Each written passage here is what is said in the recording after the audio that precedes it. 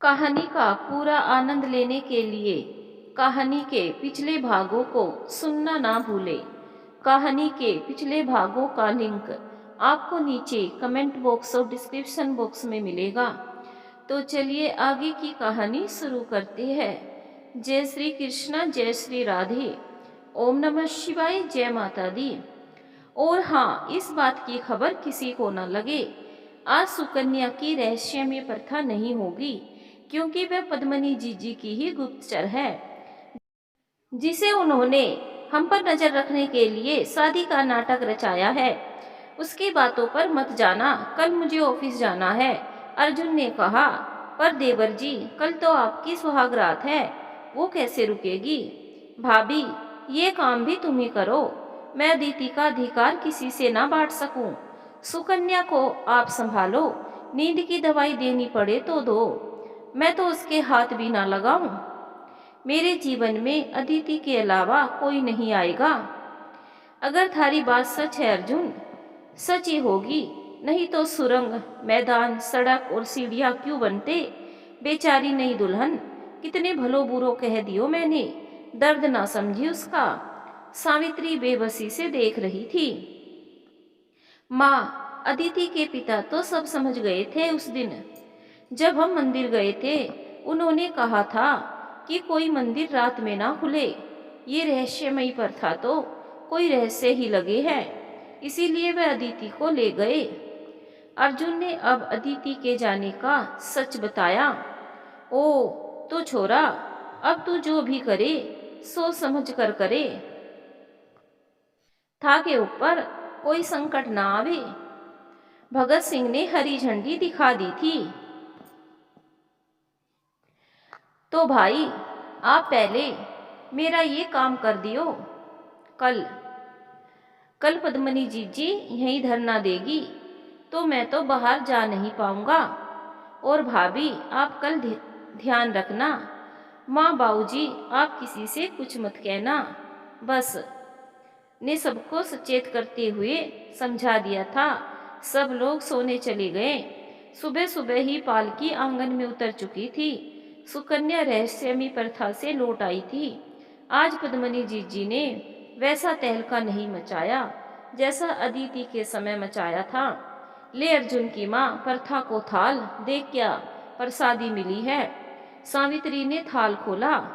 आज थाल में रुपए पैसे नहीं थे, मिठाई के डब्बे थे और फल थे।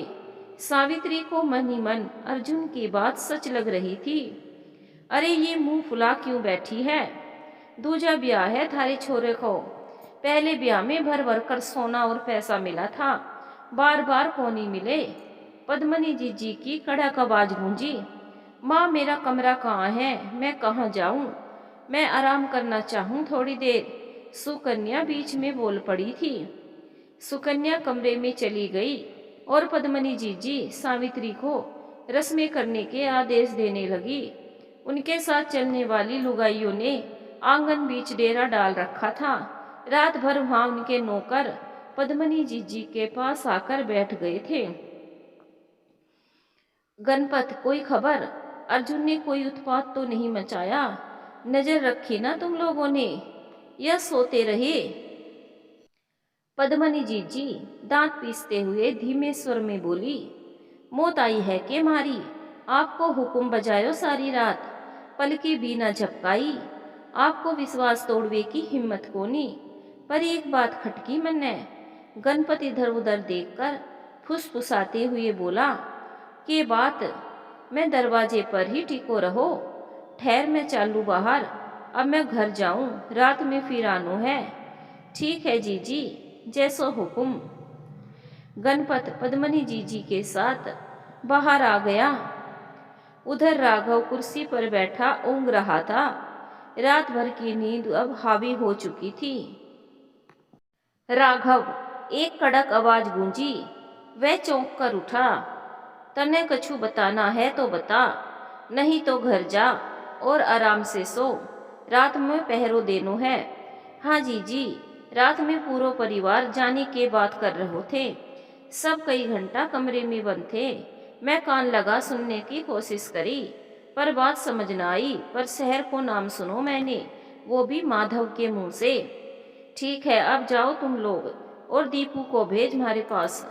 दीपू, माधव पर निगाह रख, जे जहाँ जाए पीछा करो, और बात करके सच जानने की कोशिश कर। जो हुक्म जीजी। पद्मनी जीजी सोच में पड़ गई थी। आज तक गांव वाले आंख मूंद उनकी बात मान रहे थे, सब ठीक चल रहा था। अर्जुन की सोच ने उन्हें भी हिला दिया था। वे जानती थी कि लोगों का विश्वास अगर टूटा तो उनका साम्राज्य हिल जाएगा। और फिर लेकिन अर्जुन भी अब दिमाग से काम ले रहा था। जानता था कि पद्मनी जीजी परिवार के हर सदस्य पर निगाह रखे है। उसने माधव को रात को ही लैपटॉप थमा दिया था और अंकित का नंबर दे दिया था।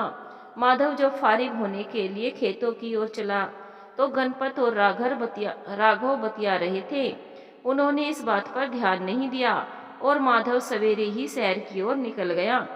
दीपू बैठा इस बात का इंतजार कर रहा था कि कब माधव बाहर निकले तो वह उस पर निगाह रखे। जब 10 बज गए और माधव नहीं दिखा तो वो पद्मनी जीजी के पास आया कि माधव तो अब तक कहीं नहीं दिखा। सुनकर पद्मनी जीजी चौंकी। जा तू बाहर, देखूं हूं मैं। रस्मों की तैयारी हो रही थी। पद्मनी जीजी ने दादी से पूछा, ये भगत सिंह को बड़ा छोरा कट्ठे है, रस्मों में जरूरत पड़ेगी। अरे जेठ ही तो ओली भरी है। अरे भगत, माधव ने बुलाओ नई दुल्हन की झोली भरने के लिए। माधव को तो बहुत तेज बुखार है दादी, वो कमरे में सो रहो है डॉक्टर की दवाई खा के। आप केशव से भरवा दो झोली, आपका पोता केशव भी तो चेप लगे है। भगत सिंह ने अपने चेहरे के भाव छुपाते हुए कहा। देखूं मैं कट्ठे है माधव। पद्मनी जीजी को यकायक विश्वास नहीं हुआ। वो वही कमरा में, रात से ही बुखार आयो, हम सब परेशान रहे रात को, अब सोया है तो कैसे जगावे। सावित्री बीच में आकर बोली। पद्मनी जीजी को यकीन ना हुआ। वह उठी और देखने चल दी। कमरे का गेट खोला तो देखा आनंदी थी और मुंह तक चादर ढापे माधव लेटा था। मन मार पद्मनी जीजी चली आई। गनीमत रही कि चादर हटाकर नहीं देखा। माधव भी जानता था कि पूरे दिन बाहर रहा तो आफत हो जाएगी, सो वह लैपटॉप अंकित को थमाकर और वह पर्ची अंकित को देकर गांव लौट आया। घर के पिछवाड़े बने तबेले से होते हुए वह कमरे तक पहुंच गया था। अर्जुन ने बुलाओ, अब दूल्हा दुल्हन साथ में रस्में करेंगे। पद्मनी जीजी के स्वर में अब जोश नहीं था। रस्में होती रही। सुकन्या में बिल्कुल भी लाज शर्म नहीं थी। दुल्हन जैसी कोई बात दिखाई नहीं दे रही थी। उसका हाथ अर्जुन के शरीर से बार बार टकरा रहा था, जैसे वह अर्जुन को अपनी ओर आकर्षित करना चाह रही हो। पर अर्जुन उसे यह स्पर्श चुभ रहा था। उसे अदिति का लाज से लरसता चेहरा याद आ रहा था। क्या कर रही होगी मेरी अदिति। बस कल शहर पहुंच जाऊं तो उसे विदा करा लाऊंगा, उसके सारे सपने पूरे करूंगा। 12 दिन हो गए अदिति को गए। उधर अदिति दिन गिन रही थी, कब उसके पति आएंगे, कब उसके सपने पूरे होंगे। उसकी माँ रोज उसके पापा से इसी बात को लेकर लड़ती कि शादीशुदा लड़की को घर लाकर बिठा दिया, इसीलिए ससुराल वाले नाराज हो गए। अरे ब्याह के बाद तो लड़की की किस्मत में जो लिखा होता है वही होता है। उन्होंने बीच में दखल देकर लड़की का जीवन बर्बाद कर दिया। लेकिन अदिति के पिता अपनी बात पर अडिग थे। उन्होंने कह दिया कि अदिति उनके लिए बोझ नहीं है, वे उसे उस अंधविश्वास में जलने के लिए नहीं भेजेंगे। सारी रस्में समाप्त हो गई थी। अब रात होने वाली थी। सुकन्या पद्मनी जीजी के साथ थी। गांव की बुजुर्ग औरतें भी चली गई थी। बस पद्मनी जीजी थी जो उठने का नाम नहीं ले रही थी। यह बात आनंदी को खल रही थी। आपकी खाट बिछा दूं पद्मनी जीजी, वह उनका मन जानने के लिए पूछ बैठी। जे क्यों पूछ रही है हमारे से, मैं चली जाऊं अट्ठे से। थे लोग एहसान तो मानो कोनी और भगावे पर तुले हो। अरे मती मारी गई मारी जो, थारे लोगा का भला सोचूं। पद्मनी जीजी बस बोले जा रही थी। अरे आनंदी बहू, लोक लाज भूल बैठी है के? थारी जरूरत कैसे हुई? पद्मनी जीजी ने जे पूछवे की। सावित्री ने आकर बात संभालने की कोशिश की। माफी पद्मनी जीजी, मैं तो ऐसे ही पूछ बैठी। तुम्हारी ऐसी मनसा कोनी थी। मैं आपका अपमान करने का पाप ना करूं। आनंदी माफी मांगकर अंदर चली गई। अर्जुन बेचैनी से टहल रहा था। अंकित आ रहा था लैपटॉप लेकर। पद्मनी जीजी तो बीच में बैठी थी। कैसे बात करे वो अंकित से? अंकित बाहर खड़ा अर्जुन का इंतजार कर रहा था। अर्जुन उससे मिलने के बहाने सोच रहा था। तभी पद्मनी जीजी के कान में दीपू कुछ फुसफुसाया। अच्छा अट्ठे ले आओ, मैं भी तो देखूं भला कौन है। अंकित अंदर आया। आंगन में खाट पर इस अजनबी औरत को देख ठिठक गया। माधव और आनंदी अंकित को देख चौंक पड़े। वह आंगन में कुर्सी पर बैठ गया। सुकन्या कनखियों से उसे ताक रही थी। और छोरा के नाम है थारो? और अर्जुन से थारो की वास्तो? पद्मनी जीजी ने गंभीर आवाज में कहा। अब अर्जुन से रहा ना गया। वह कमरे से निकल आया था। उसे लगा कि अंकित कहीं लैपटॉप देने की बात ना कह दे। अरे अंकित, तू तू यहाँ क्या कर रहा है भाई? कैसे आना हुआ? अर्जुन ने अचानक बाहर आकर सवाल कर दिया था। अरे तेरा फोन नहीं लग रहा था, तेरे लिए यह नोटिस आया था भाई। तुझे कल ज्वाइन करना है। नहीं तो अंकित भी इतना बेवकूफ नहीं था जो स्थिति को ना समझता। उसने नोटिस निकाल कर दिखा दिया। अर्जुन भी समझ रहा था कि वह ज्यादा छुट्टियां ले चुका है। ओ, मैं कल ही आने वाला था। अच्छा तू हाथ मुंह धो ले, साथ में खाना खाती है। अर्जुन ने अंकित को रुकने के लिए कहा। नहीं, मैं निकल जाता हूँ। आखिरी बस मिल जाएगी, बस मुझे बस स्टैंड तक छोड़ दे। अरे रुक जाना, रात की ही तो बात है। सुबह दोनों साथ चलेंगे, अभी क्यों रात खराब करनी। पद्मनी जीजी चुपचाप यह वार्तालाप सुन रही थी। उन्हें यकीन हो गया था कि यह लड़का बस अर्जुन को सूचना देने आया था। तो उन्होंने फिर अंकित को देखते हुए कहा। छोरा रुक जा ठे, सवेरे निकल जाइए। अभी बस निकल गई तो कट्ठे जाओगे। जी आंटी, जैसा आप कहे। अरे माधव, जाको ठहरगो का इंतजाम कर। नहीं तो मैं हवेली पर छुड़वा दूं। अरे नहीं जीजी, अठे आंगन में ही चारपाई लगा देंगे। आप चिंता को नहीं करो। आओ आप हाथ मुंह धो लो। माधव ने अंकित की ओर देखा। अरे छोरा, बैग तो अट्ठे ही छोड़ दे, साथ लेकर क्या करेगा? पद्मनी जीजी अंकित को बैग लेकर जाते देख बोली। अर्जुन और माधव दोनों का मुंह सफेद पड़ गया था। लैपटॉप देख कहीं पद्मनी जीजी को शक ना हो जाए। लेकिन अंकित, उसने बिना कुछ कहे बैग वहीं छोड़ दिया। माधव के साथ जाते हुए उसने फुसफुसाकर कहा। लैपटॉप बाहर फूलों के गमलों के बीच में है, आप ले आओ भैया। अंकित ने पहले ही सतर्कता से काम लिया था। माधव उसे आंगन के कोने में लगे हैंडपंप के पास छोड़ फूलों के गमलों के पास चला गया। बगीचे से बाहर का भी रास्ता था। वहां उसने चारों ओर देखा। माधव को लैपटॉप मिल गया। माधव लैपटॉप लेकर आ गया था। अर्जुन और अंकित खाना खा रहे थे। खाते खाते इधर उधर की बातें कर रहे थे। माधव ने वह लैपटॉप आनंदी को दे दिया जो उसे अर्जुन के कमरे में पहुंचाना था। आनंदी सुकन्या को अर्जुन के कमरे में छोड़ने गई, लेकिन पद्मनी जीजी ने बीच में ही सुकन्या को रोक लिया। सुन दुल्हन, जे रात नसीबों से मिले हैं, अपने मर्द पर अपना जादू चला और उसे हमेशा के लिए अपने वश में कर ले, समझी के नहीं? पद्मनी जीजी जो हुक्म। सुकन्या ने उबासी लेते हुए कहा। ये उबासी क्यों आ रही है तन्ने? आलस भर के जाएगी कि? जा आनंदी, गरम गरम चाय लेकर आ। आनंदी को हुक्म देकर पद्मनी जीजी ने भेजा। जे के कर रही है तू? आज छोरा को अपनी मुट्ठी में बंद कर। अगर तूने आज जलवा नहीं दिखाया तो सुकन्या सजा याद कर ले।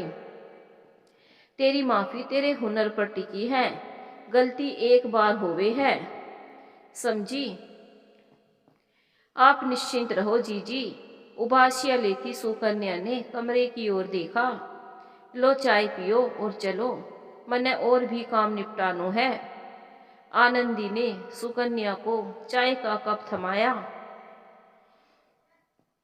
आनंदी ने सावधानी से सुकन्या को कमरे में बिस्तर पर बैठा दिया और पलटकर साड़ी के पल्लू के नीचे छिपाकर लाया लैपटॉप अर्जुन की अलमारी में रख दिया। बिस्तर मिलते ही सुकन्या गहरी नींद में सो गई। माधव अर्जुन के साथ आ गया था। अर्जुन के कमरे में पहुंचते ही सब वहां से चले गए। पद्मनी जीजी अपनी जीत पर खुश हो रही थी, इस बात से बेखबर कि उनकी चाल अब बेकार हो गई थी। वे सुबह के मंसूबे बांध रही थी सुकन्या को अर्जुन के साथ भेजने के लिए।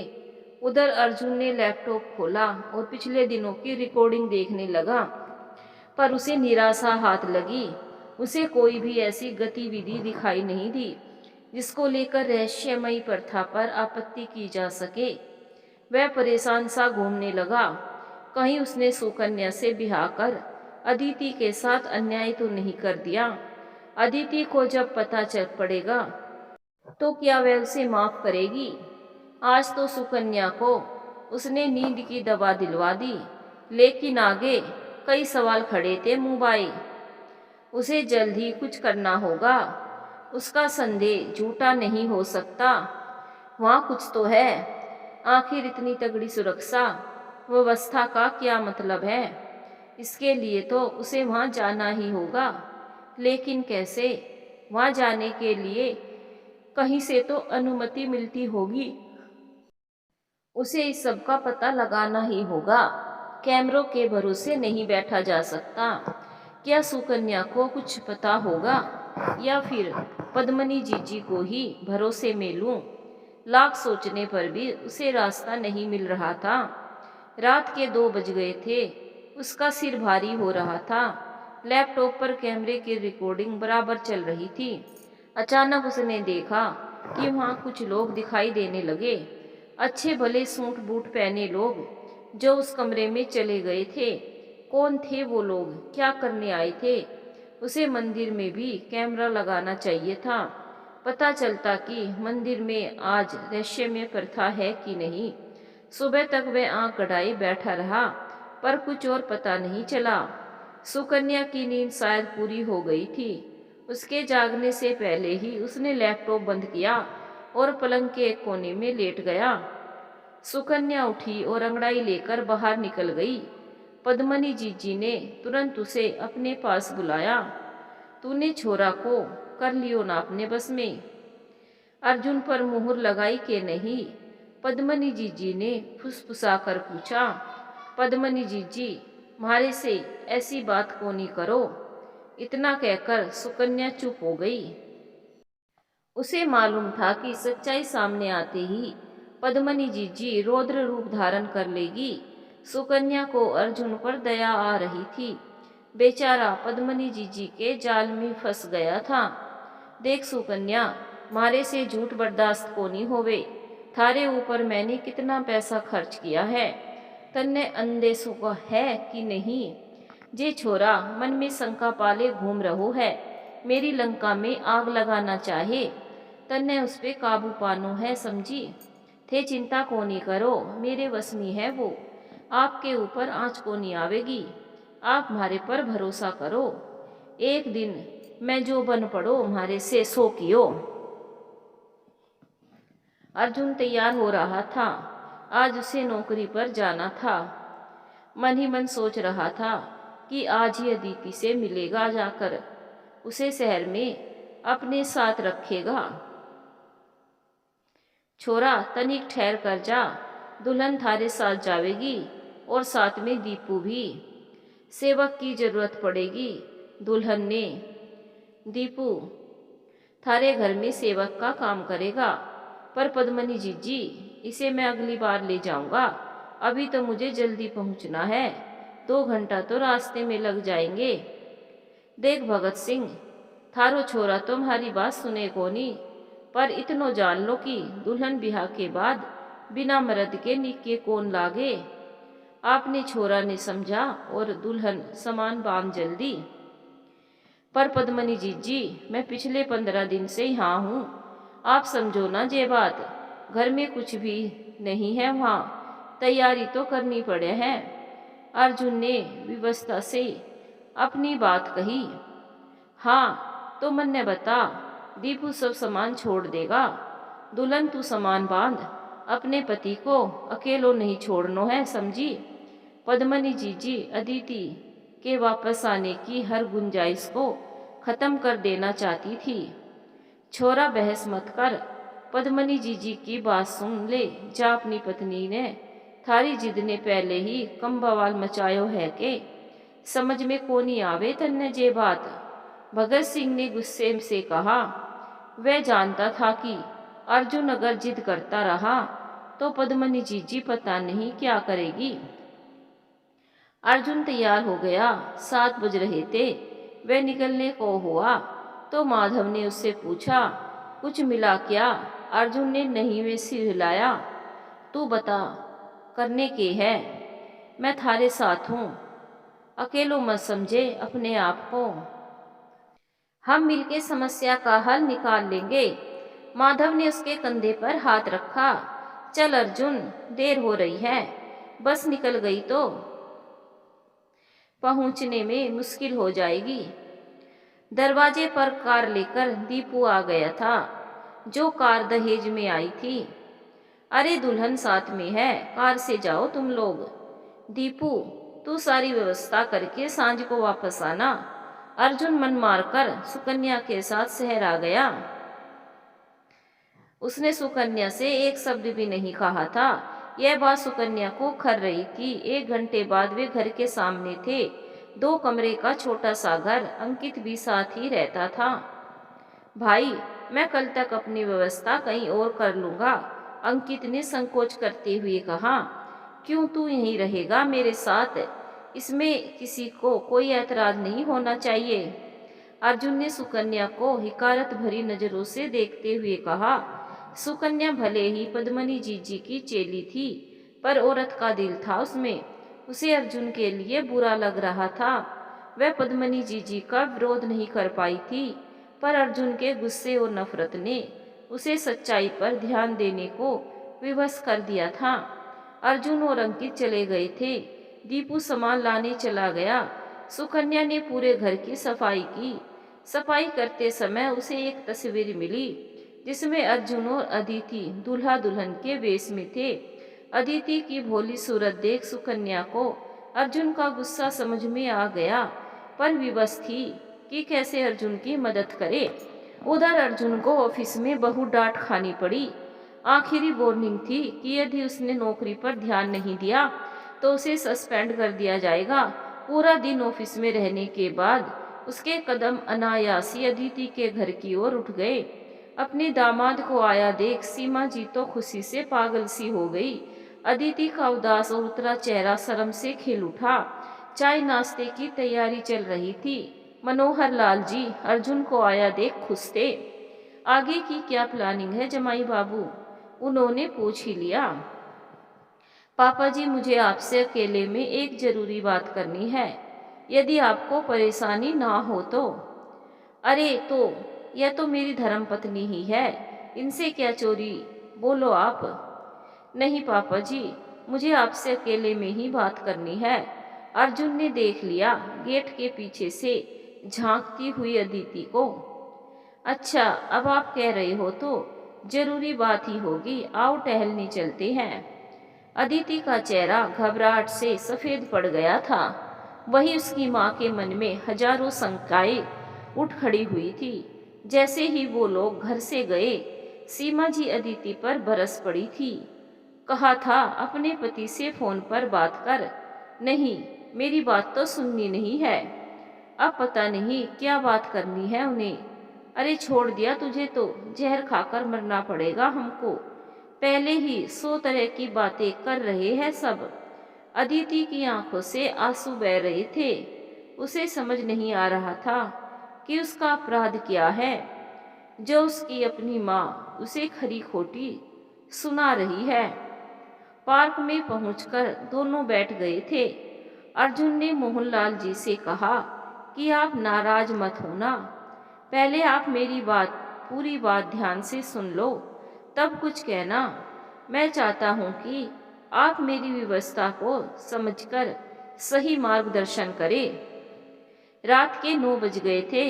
सुकन्या कमरे में चक्कर काट रही थी।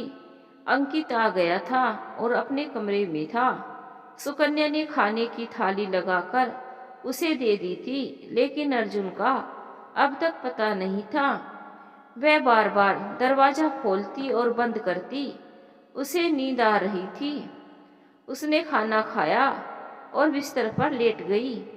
कब उसकी आंख लगी उसे नहीं पता। अर्जुन अब आया, वह सो रही थी।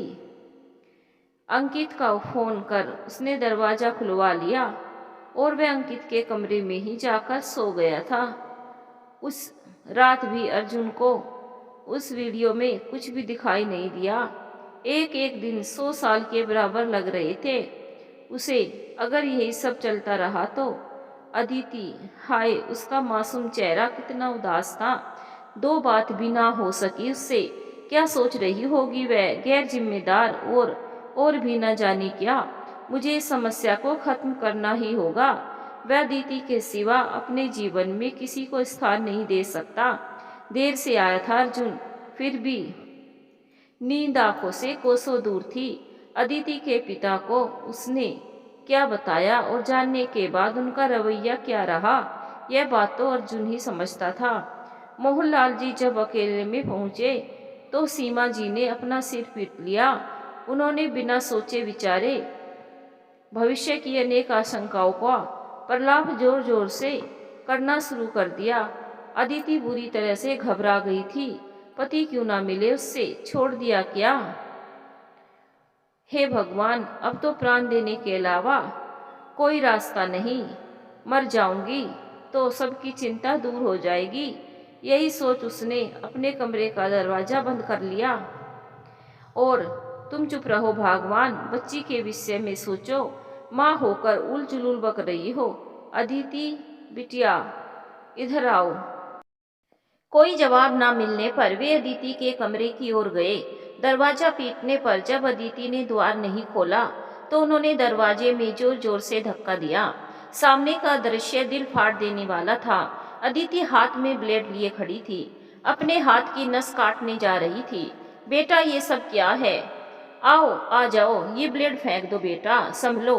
ऐसा मत करो बेटा, ये क्यों? मोहनलाल जी ने पास जाकर हाथ से ब्लेड लेकर फेंक दिया था। हे भगवान, बस यही देखना बाकी रह गया था। अरे मनहूस, तू मर कर मुक्त हो जाएगी और हमें नर्क की आग में जलने को छोड़ जाएगी। पहले हमें जहर दे दे, फिर मरना शौक से। सीमा जी गुस्से से बोली। अदिति की माँ भी अजीब थी। मोहनलाल जी अदिति को सारी बात बताना चाह रहे थे, पर उन्हें पता था कि अगर उनकी पत्नी को सच पता चला तो अदिति को जीने नहीं देगी। वे बोलती पहले है और सोचती बाद में है। अदिति चलो खाना खाए। उन्होंने बातचीत का विषय बदलना चाहा। खाने की बात सुनकर उनकी पत्नी किचन की ओर चली गई। पापा, मैं जीकर क्या करूंगी, वो तो छोड़ गए मुझे। माँ 1 मिनट, मुझे यह बात बोलने नहीं देती। सिसक पड़ी थी वह। पगली है तू, और तेरी माँ ना समझ है। वो तो बस दुनियादारी में फंसी है। तेरा बुरा नहीं चाहती, पर खुद को सबके सामने अच्छा दिखाना चाहती है। अर्जुन हीरा है, हाँ अभी वह समस्या में उलझा हुआ है, पर तू चिंता मत कर, हम सब ठीक कर देंगे। पिता की बातें सुनकर अदिति पिता के गले लिपट गई थी। अदिति को खाना खिलाने के बाद मोहनलाल जी ने उसे फिर आश्वासन दिया। उसे अपने आगे की पढ़ाई के विषय में सोचने के लिए कहा।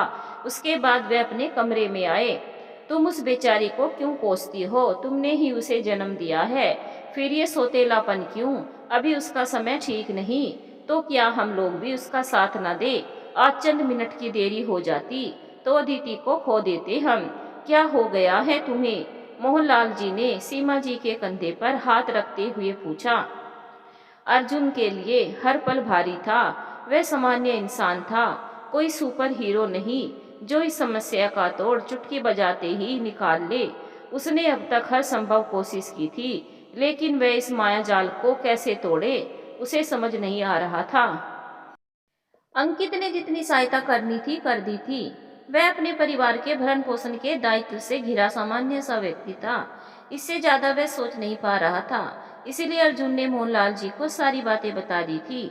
वह अनुभवी व्यक्ति थे, सच्चाई को समझ सकते थे। उन्होंने भी पहली बार तो अर्जुन को दोषी माना कि उसने उनकी बेटी के साथ विश्वासघात किया है, पर अर्जुन की अनुनय विनय के बाद उन्हें यह बात समझ आ गई। गांव देहात में श्रद्धा जब अंधविश्वास में बदल जाती है तो वह इतनी सशक्त हो जाती है कि उसका तोड़ आसानी से नहीं निकल सकता। दूसरी बात, गांव देहात में कानून से ज्यादा पंचायत का फैसला अहम माना जाता है। इस सब में फंसा अर्जुन का परिवार अपने आप को बचाने के लिए और कर भी क्या सकता था। अर्जुन और मोहनलाल जी दोनों ही सोच रहे थे, पर कोई रास्ता सूझ नहीं रहा था। अर्जुन तो अब यहाँ से कहीं जा भी नहीं सकता था, क्योंकि उसकी नौकरी पर बनाई थी। काफी सोच विचार के बाद मोहनलाल जी को अपने दोस्त के भाई, जो वकील था, उसकी याद आई। उन्होंने सोच लिया कि उससे इस विषय में चर्चा करेंगे तो शायद कोई रास्ता निकल आए, शायद कोई कानूनी दांव पेच काम कर जाए। सुबह हो गई थी। अर्जुन उठ गया था, पर उसने सुकन्या से कोई बात नहीं की थी। सुकन्या इस बात से परिचित थी कि यह शादी जबरन थोपी गई है। उसे बिल्कुल भी बुरा नहीं लग रहा था कि अर्जुन उसके साथ ऐसा व्यवहार कर रहा है। अर्जुन ऑफिस जाने के लिए तैयार था। सुकन्या ने नाश्ता लगा दिया था और खाने का टिफिन भी पैक कर दिया था। अंकित को भी उसने नाश्ता पहुंचा दिया था। अर्जुन को हैरत हो रही थी कि सुकन्या उसकी बेरुखी के बाद भी इतनी शांत क्यों है। उससे रहा ना गया, उसने पूछ ही लिया, तुम्हारे यहाँ पग फेरा नहीं होता क्या? तुम्हारे पिता तुम्हें लेने नहीं आएंगे? मेरे पिता? हंसते हुए सुकन्या बोली। कौन से पिता? अर्जुन हैरत में था। अरे वही जिन्होंने तुम्हारा रिश्ता किया हमारे साथ, वो तुम्हारे पिता ही है ना? आप यह सब मत सोचो, जाओ और अपना काम करो, देर हो जाएगी। सुकन्या बिना जवाब दिए अंदर चली गई थी। अर्जुन के मन में तूफान सा मच गया था। क्या कह रही थी ये? लेकिन अभी वास्तव में पूछने का समय नहीं था। उसे फिर से डांट नहीं खानी थी ऑफिस में। मोहनलाल जी अपने दोस्त के भाई वकील से मिलने का समय ले लिया था। शाम को 5 बजे मिलना था, तो उन्होंने अर्जुन को भी बता दिया था कि वह भी आ जाए। शाम 5 बजे अर्जुन मोहनलाल जी के पास पहुंच गया था। उनके चेहरे पर चिंता की लकीरें देख वह परेशान हो गया। क्या हुआ पापा जी, सब ठीक तो है या कुछ हुआ है? आप विश्वास मानिए पापा जी, मैं स्वयं इस सब से जल्दी निकलना चाहता हूँ। अर्जुन ने उनसे यूं ही पूछ लिया। वो सब तो ठीक है बेटा, पर अदिति और उसकी माँ को समझाना मुश्किल हो रहा है। कल तो, इतना कहकर वह चुप हो गए। कल तो क्या पापा जी, बताइए, मुझे घबराहट हो रही है। कल अदिति ने आत्महत्या करने की कोशिश की बेटा। क्या? अर्जुन एक तरह से चीख ही उठा था। हाँ, अगर मैं 2 मिनट भी लेट होता तो उसे हमेशा के लिए खो देता। वह बहुत भोली है और उसकी माँ उसे कभी भूलने नहीं देती कि वह ससुराल से निकाल दी गई है। आप ही कोई रास्ता बताइए पापा जी, मैं अदिति को खो नहीं सकता। मुझे उसे अपने साथ रखने में कोई दिक्कत नहीं, पर पद्मनी जीजी के षड्यंत्रों का पता नहीं, हो सकता है उन्होंने मुझ पर नजर रख रखी हो। अर्जुन भी चिंतित हो उठा था। तुम्हारी बात 100% सही है। तुम जो बता रहे हो उसके हिसाब से वो कुछ भी कर सकती है। वकील का ऑफिस आ गया था। अरे मोहनलाल जी, आइए आइए, बड़े दिनों बाद हमारी याद आई। उनके दोस्त का भाई, जिसका नाम एडवोकेट सुरेंद्र कुलकर्णी था, उनसे हाथ मिलाते हुए पूछा। अरे भाई, समय ही कहाँ मिल पाता है, फिर आप इतने व्यस्त हैं रहते हैं, इसीलिए बस। और फिर जिम्मेदारियां भी है अपनी अपनी। ये तो सच है। अच्छा बताइए, क्या परेशानी है आपको? मोहनलाल जी ने अर्जुन का परिचय कराते हुए सारी सच्चाई बयां कर दी। अदिति की शादी से लेकर अब तक का घटनाक्रम उन्होंने विस्तार से सुना दिया। मैं आपसे यह जानना चाहता हूँ कि हम क्या कर सकते हैं जो सच्चाई सबूतों के साथ आ जाए। देखिए, आप एक काम तो यह कर सकते हैं कि कोर्ट केस कर दे, तो जांच अपने आप हो जाएगी। लेकिन पर्याप्त सबूतों के अभाव में यह संभव नहीं लगता, और गांव वालों का विरोध भी यह सब करने नहीं देगा। वही तो सर, वहाँ कोई सच नहीं जानना चाहता। मैंने कोशिश की तो मेरे परिवार को सताया गया।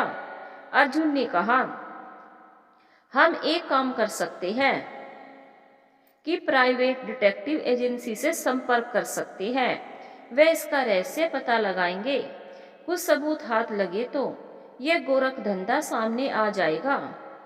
आप बताइए, कोई जो भरोसेमंद भी हो और यह काम भी कर सके, और किसी को कानो कान खबर भी ना हो।